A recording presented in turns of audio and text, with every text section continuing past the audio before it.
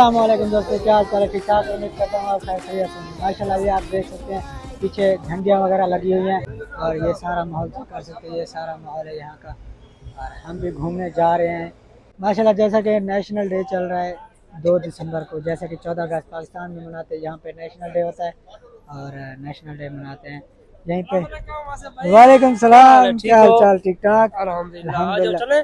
किधर? गाड़ी इधर पार्किंग में। गाड़ी ले आओ, जल्दी चलते हैं माशाल्लाह। माशाल्लाह ये गाड़ी लेने जा रहा है, तो गाड़ी लेने गया हुआ है।